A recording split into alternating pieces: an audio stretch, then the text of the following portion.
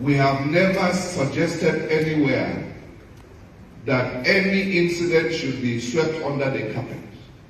We keep accurate data of all the attacks. But many of you that are in a hurry to put it on social media, you are destroying the state. And sometimes you put on social media what you had as a rumor.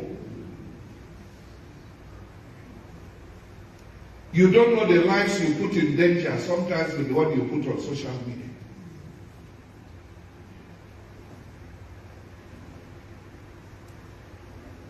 We need to be careful.